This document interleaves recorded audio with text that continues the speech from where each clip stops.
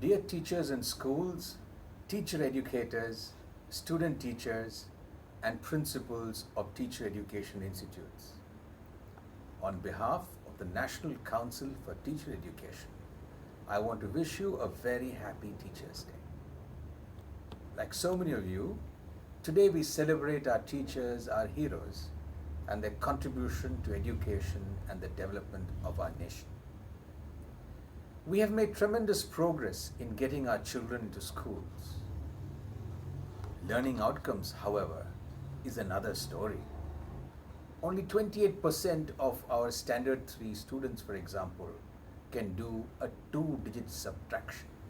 What this really means is that for them, 11 minus 10 is perhaps not equal to 1. It's a difficult problem to solve, but I have no doubt that our teachers, our heroes, can be the driving force behind solving it. The last decade has seen the teacher training sector in India endure tough times. Fraud has entered it in a way like never before. Today we have institutions that offer non-attending, institutions that guarantee full marks in internal exams, institutions that offer proxy writers or the possibility of copying at university exams, all for a bribe.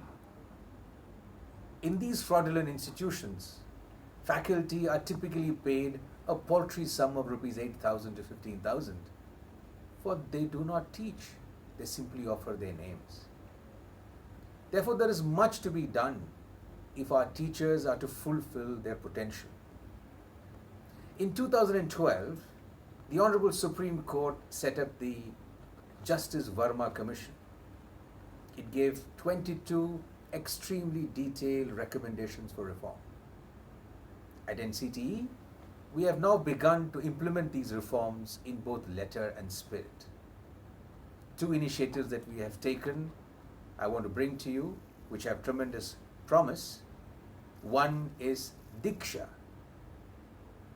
the National Teacher Platform, which was launched by the Honorable Vice President today as part of the Teachers' Day celebrations.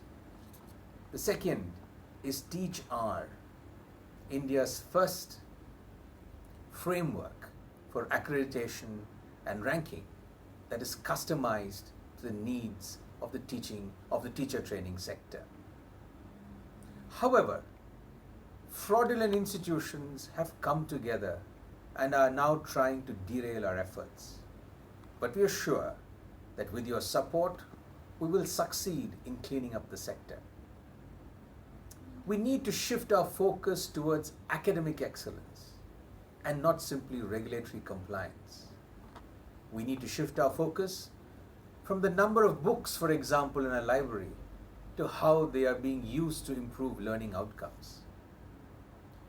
We need to fight for the dignity of our teachers by refusing to do a number of things.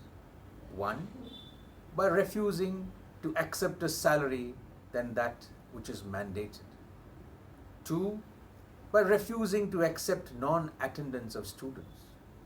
3, by refusing to give improper marks for internal exams. And 4, by refusing to agree for copying or for proxies to write the university exams. Instead, we should cultivate certain values in our teachers such that they have empathy, such that they pursue academic rigor, such that they promote values of humanism, sincerity, and altruism. We have begun a movement and we need your support. We are part of something much bigger than what we are, but we are bound by our adherence to our shared mission. In this, if we are to succeed, it demands passion and audacious hope. So let us come together to dream for a better future for our teachers and through them for our children. Our best days are ahead of us.